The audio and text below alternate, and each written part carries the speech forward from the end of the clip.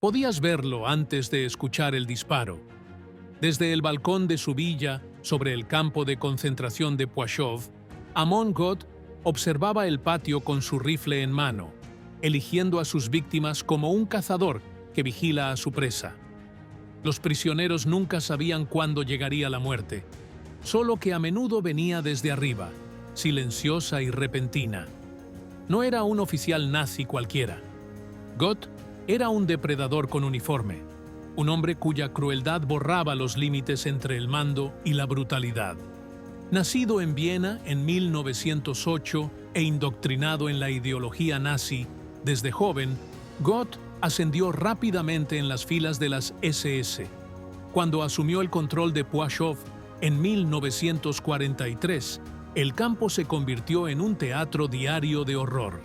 Las ejecuciones eran rutinarias, la tortura, un deporte. Su legado de violencia le valió el escalofriante apodo de El Carnicero de Płaszów. Décadas después, sus actos monstruosos resurgirían en la película La lista de Schindler, donde Ralph Fiennes lo interpretó con una precisión perturbadora. Pero detrás de la pantalla plateada había un hombre real, uno que finalmente enfrentó la justicia. Lo que siguió no fue solo un juicio, sino un momento de ajuste de cuentas que terminó con una de las ejecuciones públicas más inolvidables del siglo XX. Decir que Amon Göth fue cruel sería una grotesca subestimación. Era la encarnación del terror calculado, usando el miedo no solo como herramienta de control, sino como una forma de gratificación personal. Como comandante del campo de concentración de Płaszów, Göth convirtió la instalación en un escenario para sus propias actuaciones sádicas. Los prisioneros vivían bajo la constante sombra de su ira, muriendo a menudo sin otra razón que sus caprichos. Desde el balcón de su villa, que daba al campo, Göth ejecutaba casualmente a los prisioneros con su rifle de alta potencia. A veces era por un movimiento que no le gustaba, a veces por ninguna razón. Sus víctimas no tenían nombre para él, solo eran objetivos en movimiento. Se rumoreaba que mantenía un rifle con mira telescópica junto a su mesa de desayuno para poder matar mientras comía. Entrenó a sus perros para que atacaran a los prisioneros por orden y disfrutaba viendo cómo obedecían. Los testigos recordaron cómo una vez ahorcó a varios trabajadores judíos lenta y públicamente para castigar un acto menor de resistencia. En otro incidente, Göth ordenó la ejecución de todo un grupo de prisioneros porque uno de ellos había escapado. El castigo colectivo era una táctica estándar bajo su mando. También era conocido por su presencia escalofriante. Los testimonios de los sobrevivientes describen la parálisis que se apoderaba del campo cuando llegaba su automóvil.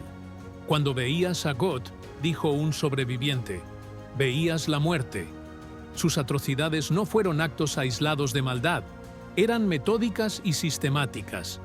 Supervisó fusilamientos masivos, coordinó deportaciones a campos de exterminio como Auschwitz y ordenó la exhumación y quema de miles de cadáveres para ocultar las pruebas. Su liderazgo en Płaszów fue un microcosmos de la barbarie nazi, amplificada por su sed personal de dominio. Sin embargo, a pesar de la violencia que ejercía a diario, Göth actuó con impunidad, hasta que la caída del Tercer Reich sacó sus crímenes a la luz y lo colocó directamente en el banquillo. La caída de la Alemania nazi en 1945 marcó el colapso de la maquinaria brutal que había protegido a hombres como Amon Göth. A medida que las fuerzas aliadas avanzaban por Europa, Göth fue capturado por el ejército estadounidense cerca de la frontera austriaca en mayo de 1945. Inicialmente retenido como prisionero de guerra, su verdadera identidad y el alcance total de sus crímenes emergieron a través de los testimonios de los sobrevivientes y las atrocidades documentadas en Płaszów. Ya no habría anonimato ni refugio tras un uniforme. El carnicero de Płaszów era ahora un hombre esperando juicio.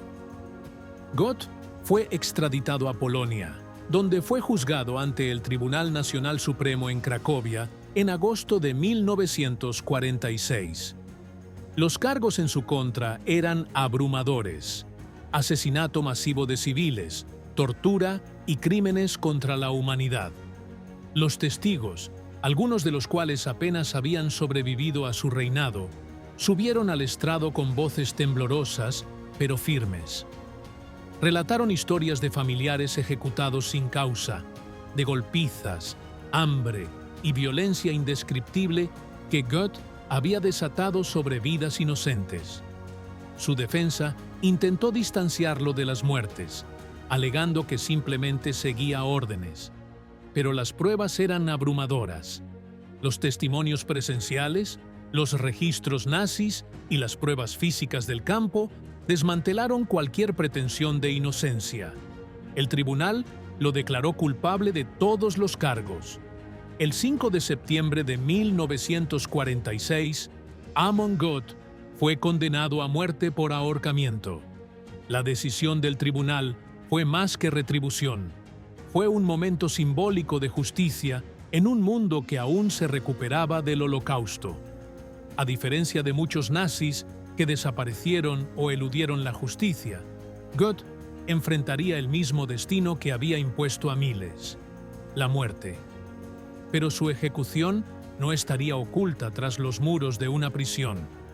Sería pública, deliberada e inolvidable. El viernes 13 de septiembre de 1946, la prisión de Montelupich en Cracovia se preparó lúgubremente para la ejecución de uno de los hombres más odiados de la historia.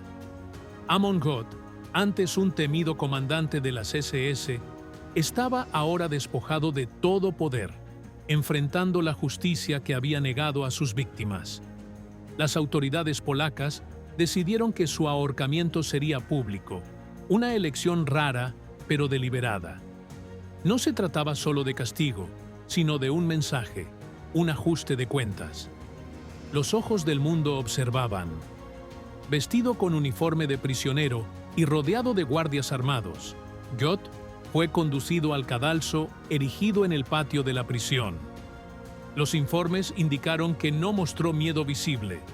Cuando se le pidió sus últimas palabras, supuestamente gritó «Heil Hitler», un recordatorio escalofriante de su lealtad inquebrantable a un régimen ya en ruinas.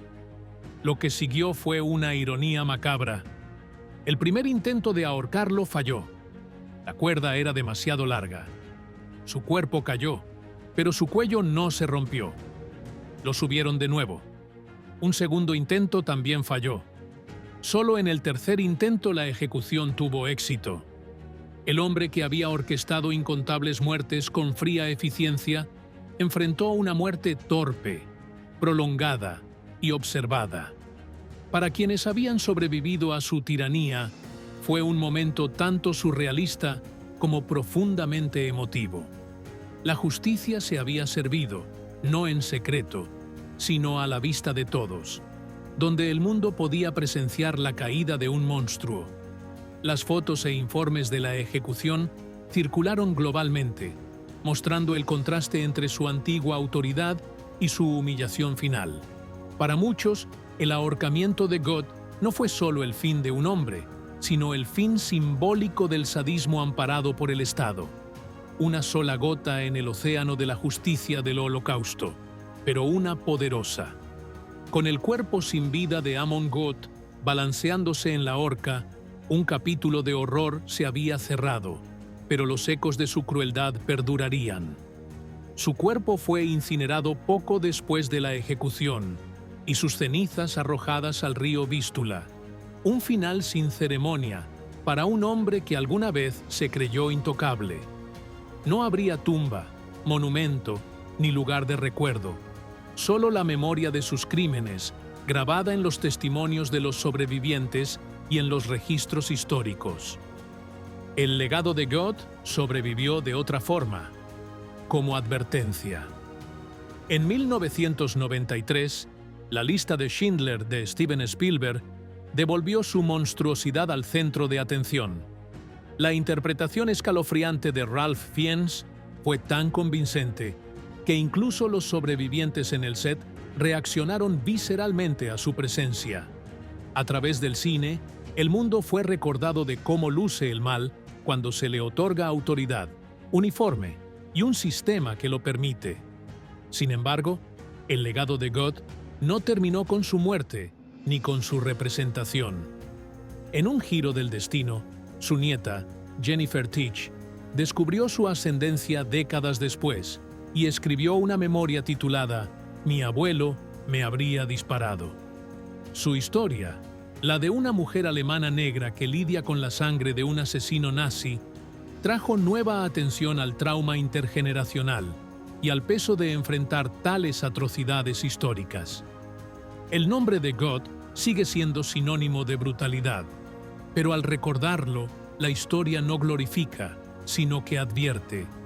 Su vida y ejecución permanecen como recordatorios brutales de las consecuencias del poder sin control, la ideología ciega y la capacidad humana para la oscuridad cuando la conciencia es despojada.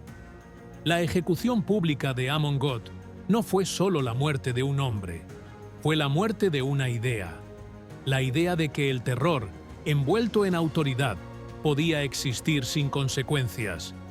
Su muerte marcó un raro momento en que la justicia se mantuvo firme frente al mal inimaginable. Sin embargo, incluso décadas después, su historia provoca incomodidad, no solo por su violencia, sino porque revela cómo hombres ordinarios pueden convertirse en arquitectos del horror cuando se abandona la moralidad. A medida que las páginas de la historia siguen girando, debemos preguntarnos, si las señales aparecieran otra vez, ¿las reconoceríamos a tiempo?